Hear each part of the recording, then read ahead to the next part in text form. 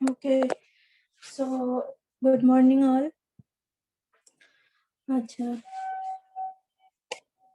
Okay, in previous class we have discussed about the activity network and critical path method in a project software project scheduling technique.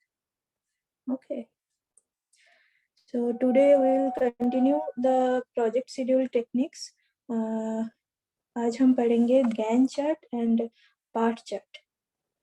ठीक है, तो in last class हमने ये देखा था कि critical path क्या है और कैसे हम एक्टिविटी नेटवर्क के ग्राफ को फॉलो करते हुए कोई भी क्रिटिकल टास्क को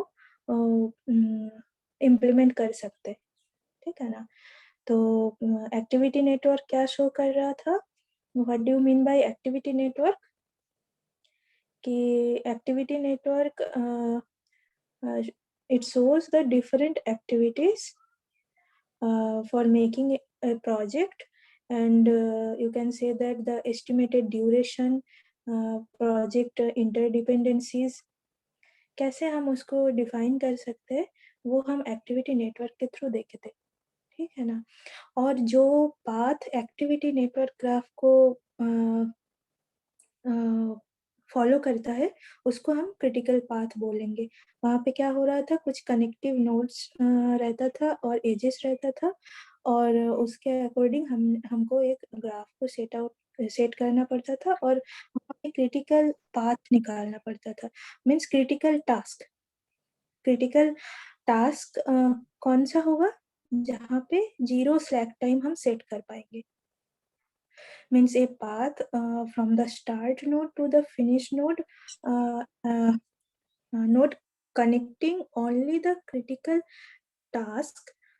उसी हम उसी इंफॉर्मेशन या फिर उसी कनेक्टिंग एजेस को लेकर नोड के साथ जो कनेक्टिंग एजेस रहेगा, उस जो पाथ वहाँ पे जनरेट होगा उसको ही हम क्रिटिकल पाथ बोल रहे थे.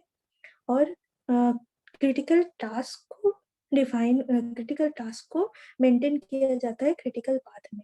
क्रिटिकल टास्क क्या है कि 0 स्लैक टाइम जहाँ पे हमारा रिजल्ट आएगा कि स्लैक टाइम वहाँ पे 0 होना चाहिए, तभी वो वाला पाथ मेरा क्रिटिकल पाथ हो जाएगा.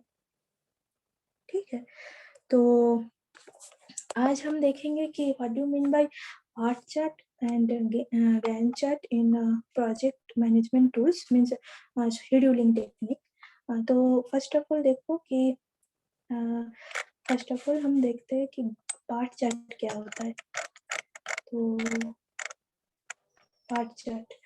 तो part chart means project evolution and review technique. ठीक है, part mean project evolution and review technique. Okay, अच्छा, इसका मतलब क्या है कि हम एक सोफिस्टिकेटेड वे में कोई भी एक्टिविटी चार्ट को अगर डिजाइन करें, कैसे करना है कि जो प्रोजेक्ट कंप्लीशन होगा उसका ड्यूरेशन क्या होगा. ठीक है, और प्रोजेक्ट मैनेजर कितने टाइम ड्यूरेशन में उसको इम्प्लीमेंट करेंगे. तो पार्ट चार्ट बेसिकली एक एक्टिविटी नेटवर्क है जो कंसिस्ट करता है क्या कि जहाँ पे रहेगा आपका, जैसे देखो यहाँ पे कि 10 दिया गया है ना, तो ये है जैसे सपोज स्पेसिफिकेशन. ठीक है, कितने सारे मेरा टूल्स था, जैसे specification, designing database, code database, designing GUI part. ठीक है, मीन्स ग्राफिकल यूजर इंटरफेस क्या यूज हो रहा है उसका, कोडिंग पार्ट, यूजर का मैनुअल्स. तो ये जो नोड्स है यहाँ पे ये क्या हो रहा है कि कनेक्टेड है सम एरोज. ठीक है, जो एरो क्या डिफाइन कर रहा है कि आपका ड्यूरेशन क्या है, जैसे 5 days 1 days ऐसे दिया है ना, तो ये डिफाइन कर रहा है आपका ड्यूरेशन क्या है. ठीक है, so the duration assign to task by the project manager are estimated. Okay, so part chart defines activity network which consists of a network. जहाँ पे क्या होगा कि कुछ जैसे ये सपोज कुछ बॉक्सेस है और एरोज है. जो बॉक्सेस क्या है, बॉक्सेस रिप्रेजेंट कर रहा है एक्टिविटीज को. and the arrow represent the task dependencies, means कि 5 days, 1 day, 3 days, ठीक है। तो ये आप यूजिंग पार्ट चार्ट कर सकते हो। पार्ट चार्ट मीन्स क्या बोल रहा है, देखो, program evaluation and review technique chart is a tool that depicts project as network diagram, ठीक है। It is capable of graphically representation main events of project in both parallel and consecutive way।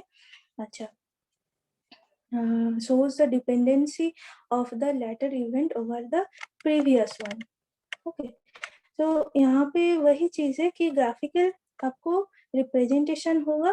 Event shows, event are shown as number node, ठीक है, and they are connected by labelled arrow depicting the sequence of task in the project. तो मैंने जैसे ही कहा वही चीज है कि जो बॉक्सेस है वो रिप्रेजेंट करता है एक्टिविटीज को, and the arrow arrow represent the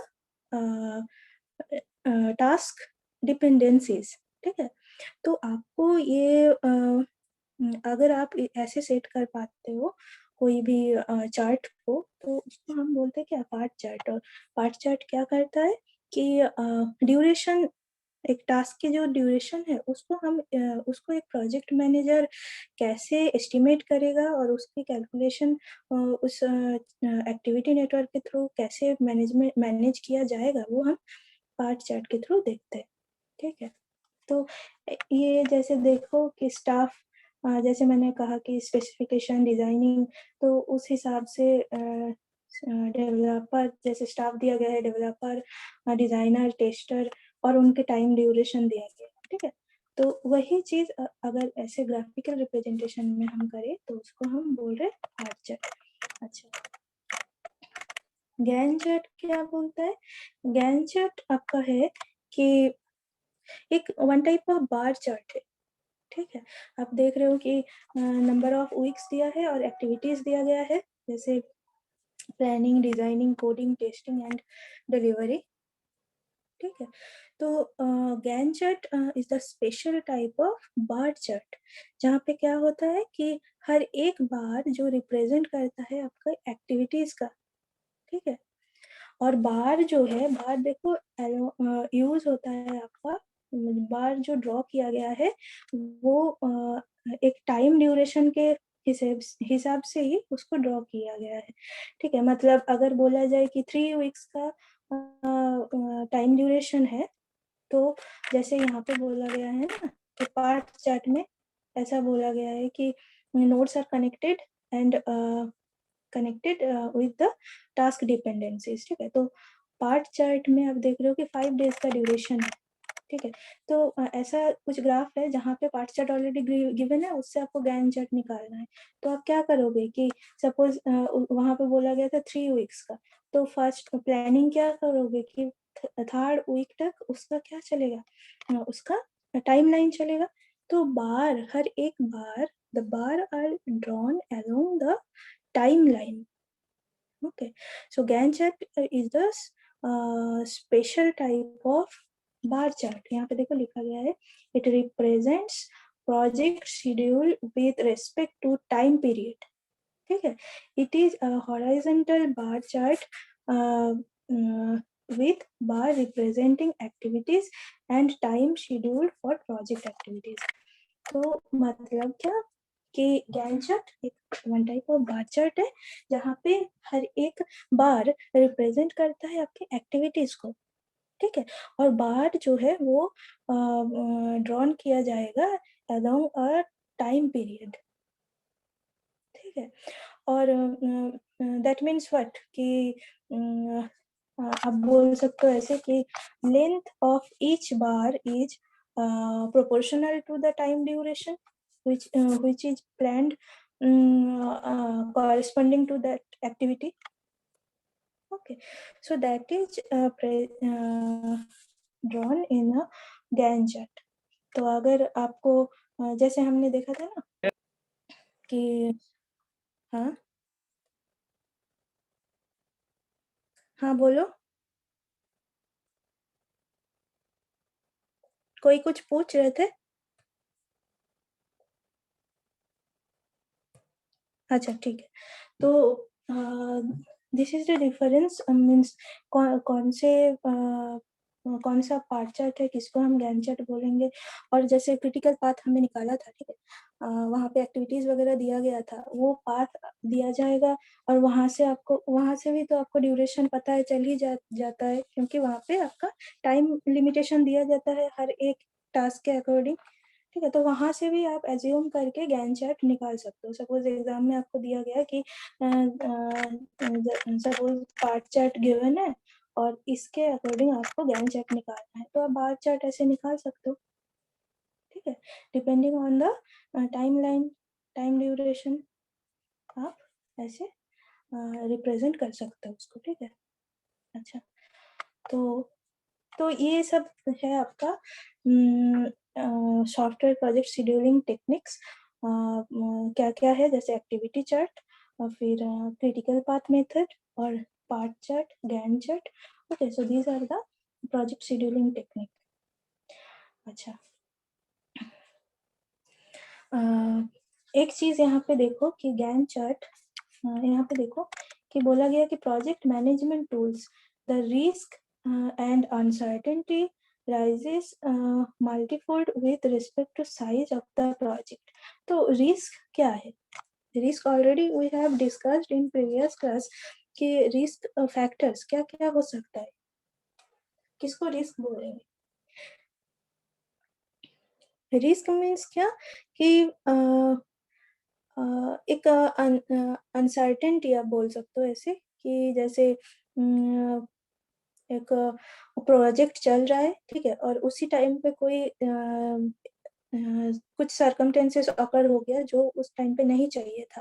ठीक है, so risk is suppose one type of uncertainty, और बोल सकते हो कि one type of circumstances which will arise for which will arise when the project is undergoes। ठीक है, मीन्स अगर प्रोजेक्ट चलने के टाइम कोई भी वहां पे अनसर्टेनिटी आ जाए तो उसी को हम रिस्क बोलते हैं। ओके, तो रिस्क फैक्टर्स क्या क्या था कि प्रोजेक्ट रिस्क मीन्स कि आप बोल सकते हो कि जैसे शेड्यूलिंग, तो scheduling is one of the project risk. यहाँ पे आपको क्या है कि देख रहे हो कि यहाँ पे कुछ अनसर्टेनिटी आ रहा है शेड्यूलिंग के टाइम पे। मीन्स शेड्यूलिंग मीन्स आप एक प्रोजेक्ट को फर्दर स्मॉलर प्रोजेक्ट में डिवाइड कर रहे हो ना, तो Gantt using Gantt chart, PERT chart, ये सब शेड्यूलिंग टेक्निक्स है। ठीक है, क्रिटिकल पाथ पाथ यूज करके हम कौन सा बेटर पाथ होगा डिपेंडिंग ऑन स्लैक टाइम, हम उसको मिनिमाइज कर रहे हैं। ठीक है, तो शेड्यूलिंग के टाइम पे कुछ रिस्क आ सकता है, बजट में आ सकता है रिस्क। ठीक है, और रिसोर्सेज में अगर कुछ रिस्क आ जाए, आपके पास अवेलेबल रिसोर्सेज ना हो, ठीक है, तो वो सब आपका प्रोजेक्ट रिस्क हो जाता है। So different type of risk factors are there. और जैसे कि टेक्निकल रिस्क होता है, जैसे कि टेस्टिंग के टाइम पे, मेंटेनेंस के टाइम पे, इम्प्लीमेंटेशन के टाइम पे। ठीक है, technical risk means technical uncertainty. ठीक है, जैसे specification, incomplete specification, this is also technical risk. Ambiguous specification, ठीक है, मीन्स वहाँ पे आपके क्या बोले कि इंफॉर्मेशन जो था वो सफिशिएंट नहीं है। Okay, business risk means budgetary loss. ठीक है, और जैसे कि आप बोल सकते हो कि lack of experience person they are handling the project, तो उस केस में भी आपको क्या हो जाएगा कि रिस्क आ सकता है। So different type of risk के ऊपर डिपेंड करते हुए हम क्या करते हैं कि शेड्यूलिंग करते हैं प्रोजेक्ट का। ठीक है, अच्छा,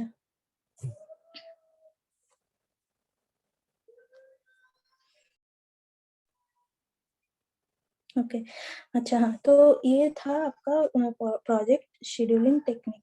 अच्छा, लास्ट प्रीवियस क्लास के पहले हमने कुछ पढ़ा था क्या, एस्टिमेशन टेक्निक, कॉस्ट एस्टिमेशन,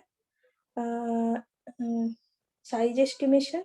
ठीक है, कॉस्ट एस्टिमेशन के लिए हमने कोकोमो मॉडल पढ़ा था। ठीक है, साइज एस्टिमेशन में lines of code and function point.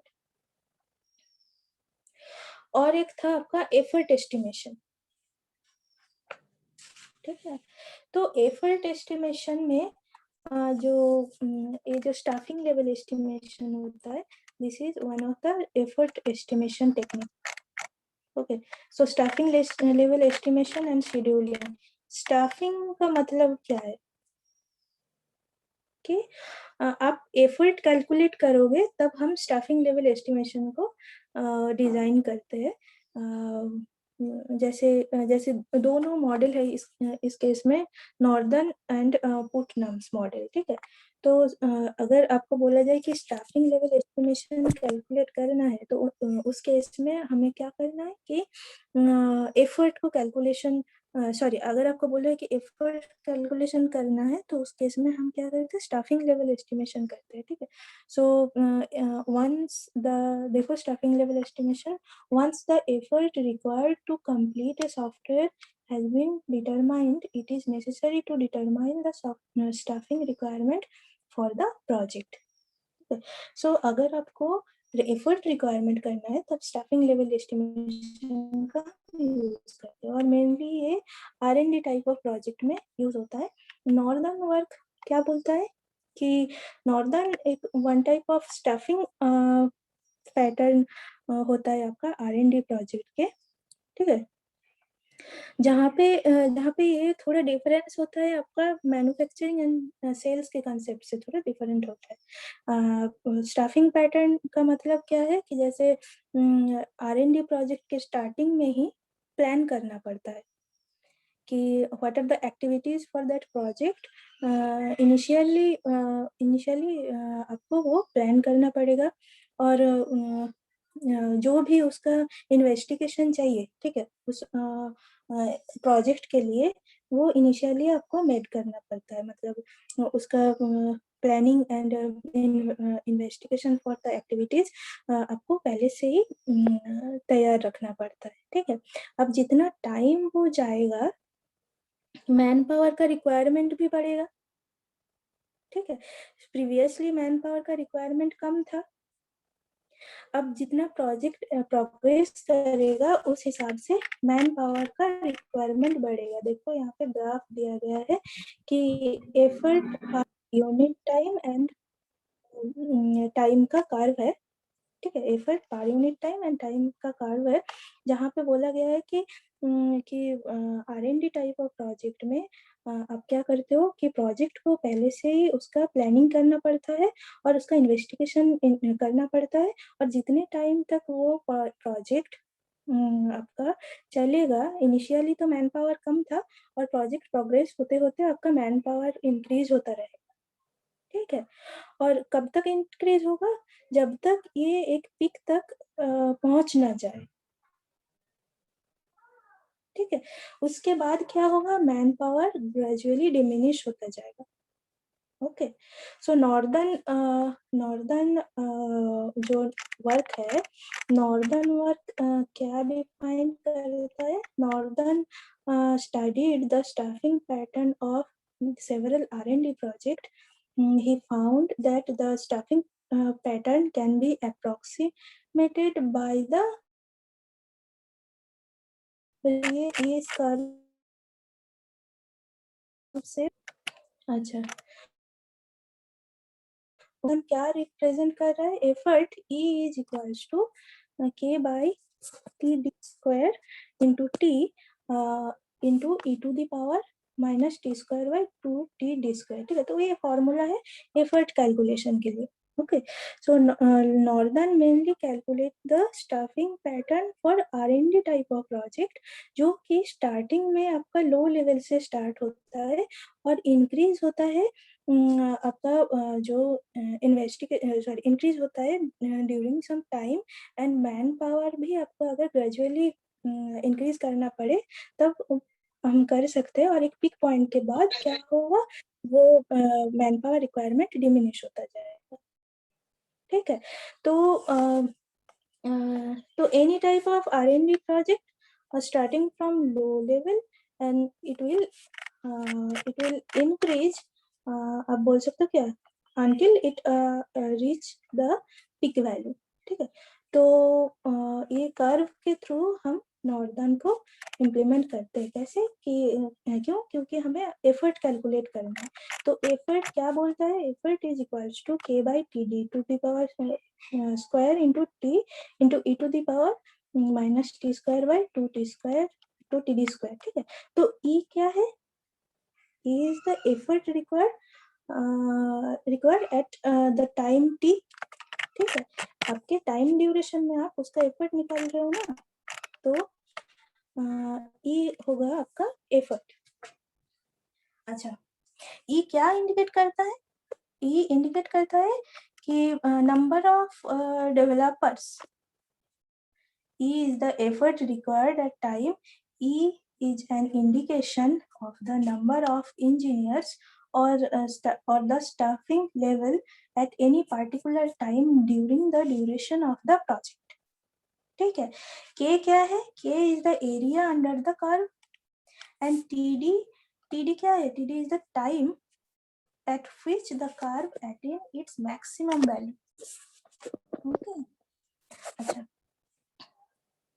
अच्छा, next, it must be remembered that the result of Northern are applicable to general R&D project and were not meant to model the staffing pattern of software development project.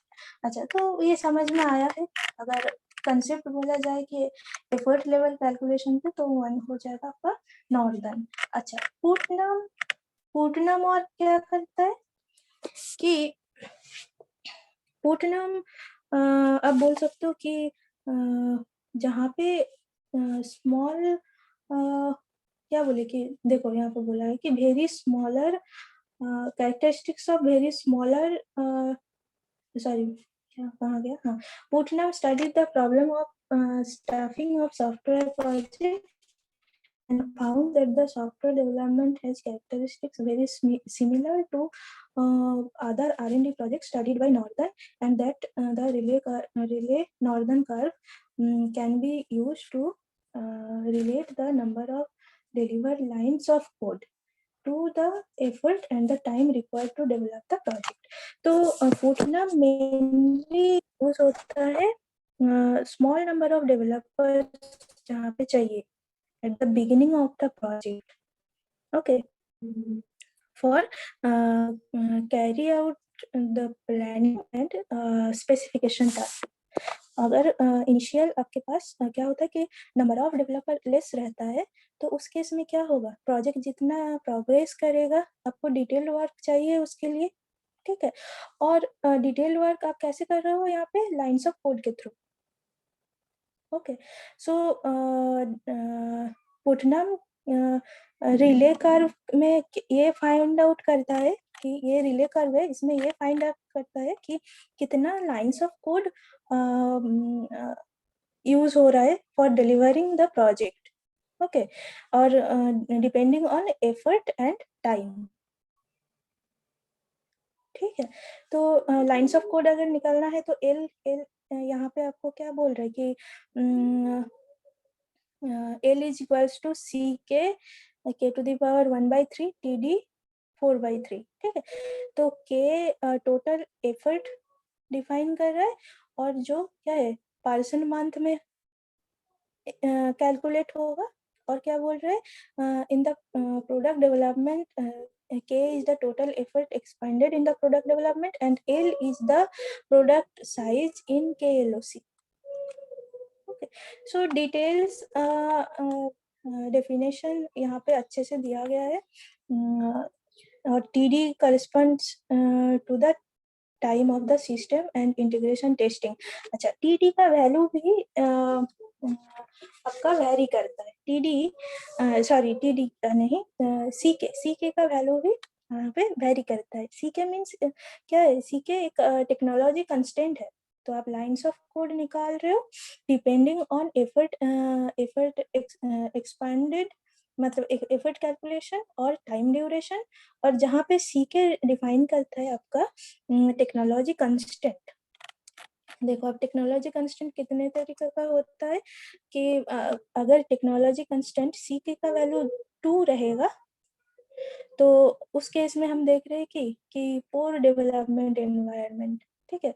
सी के का value अगर 8 रहता है तो for good software development, और सी के का value 11 रहता है तो एक्सेलेंट एनवायरनमेंट, ठीक है।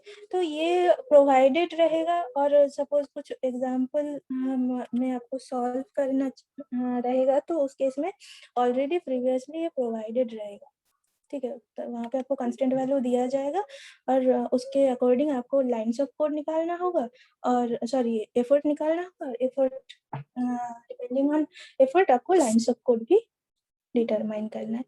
तो ये एस्टिमेशन होता है आपका क्या बोले कि एफर्ट एस्टिमेशन टेक्निक, ठीक है, यूजिंग स्टाफिंग लेवल एस्टिमेशन। अच्छा, तो size estimation, cost estimation and effort estimation, ये आपका हो गया। अच्छा, कुछ डिफरेंस आप बता सकते हो इन आप में से कोई कि what do you mean by the difference between error, fault and failures? बहुत सारा बार हमने सुना है कि एरर आता है, फॉल्ट आता है, फेलियर्स तो क्या डिफरेंस है उसका? एरर कब बोलते हैं हम लोग? एरर कौन से प्रोसेस को हम एरर बोलते हैं, कौन से प्रोसेस को हम फॉल्ट बोलते हैं? तो पता है किसी को कुछ?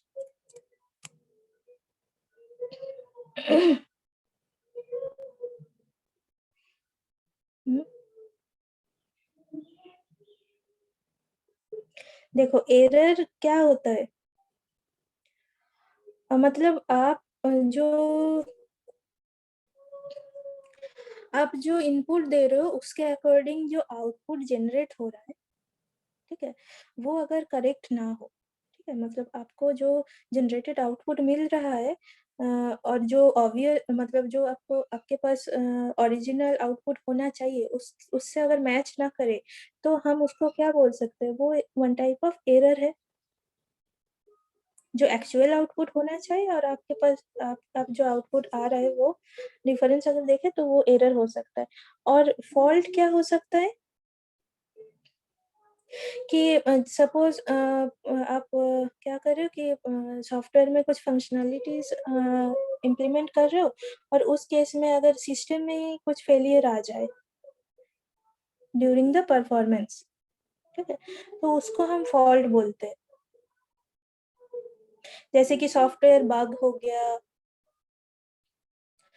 तो ये आपका वन टाइप ऑफ फॉल्ट है। फॉल्ट मतलब कि हम क्या कर रहे हैं कि फंक्शनैलिटी को इम्प्लीमेंट कर रहे हैं सिस्टम में, और सिस्टम अगर फेल हो जाए फॉर ड्यूरिंग द परफॉर्मेंस, ठीक है। और फेलियर का मतलब क्या है? फेलियर का मतलब क्या है? तो एरर फॉल्ट समझ में आ रहा है। फेलियर मतलब कि जैसे यहाँ पे देखा ना कि क्या बोले कि आप कोई सिस्टम में कुछ परफॉर्म कर रहे हो और आप देख कि आप सिस्टम के अकॉर्डिंग आप कोई भी इम्प्लीमेंटेशन या फिर फंक्शनैलिटी को इम्प्लीमेंट नहीं कर पा रहे हो। मीन्स फेलियर तभी होगा जब फॉल्ट वहां पे प्रेजेंट होगा। एक सिस्टम में अगर फॉल्ट प्रेजेंट है तभी ना फेलियर होगा, ठीक है। जैसे सिस्टम में अगर बग है तब उस केस में आपका कोई भी सिस्टम परफॉर्मेंस बंद हो जाएगा या फिर कुछ और कंडीशन आ सकता है। तो failures occur when there is fault in the system, ठीक है। तो हम ये चीज देख रहे हैं कि अगर एक फॉल्ट जो है, फॉल्ट आपका नेसेसरी कंडीशन है फॉर द फेलियर। फॉल्ट नहीं रहेगा तो आप फेलियर को डिफाइन नहीं कर पाओगे। तो means failure is the characteristics of a program behaviour. ठीक है, फॉल्ट जैसे आएगा तभी आप फेलियर को डिफाइन कर सकते हो. ठीक है ना. सो कब फेलियर होगा कि जब आपके पास फॉल्ट एग्जीक्यूटेड होगा, नहीं तो आपका फेलियर नहीं बोल सकते. So this is the difference between failure, fault and error. बहुत ये सब टर्म आपको समझना है कि क्या है. जैसे हमने रिस्क बताया, तो रिस्क को कैसे मैनेजमेंट करेंगे. रिस्क को मैनेजमेंट करेंगे कैसे कि कौन सा प्रायोरिटी है, कौन सा रिस्क प्रायोरिटी है, उसको कैसे हैंडल करें. और जो रिस्क हम मेरे पास वो उतना प्रायोरिटी नहीं है, उसको हम इजीली मेंटेन कर सकते हैं. रिस्क को रिड्यूस कर देंगे तो उसको वो ज़्यादा यूजफुल नहीं रहेगा तब भी चलेगा. लेकिन प्रायोरिटी के बेसिस पे हमको रिस्क को मैनेज करना है जो बहुत ही ज़्यादा इम्पॉर्टेंट है. तो उसको हम कैसे इम्प्लीमेंट करेंगे वो सब चेक करना होता है. ठीक है. अच्छा, तो यहाँ तक आज के क्लास, ज़्यादा और नहीं करेंगे इधर. ठीक है. तो staffing level estimation, northern work and Putnam work, और इनका क्या यूजफुलनेस है वो हमने देखा है. एफर्ट ऑफ शेड्यूलिंग, अच्छा, और प्रोजेक्ट शेड्यूलिंग में हमने ये किया था क्या क्या है, क्रिटिकल पाथ, एक्टिविटी नेटवर्क, और आज हमने पढ़ा है क्रिटिकल पाथ, एक्टिविटी नेटवर्क, और आज हमने पढ़ा है PERT chart and Gantt chart. So these are the important techniques. अच्छा, ये सब चीज आप लोग एक बार देखना और आई थिंक समझ में आएगा. ठीक है. तो किसी को कोई डाउट है, यहाँ तक किसी को कोई डाउट है तो वो पूछ सकते हो.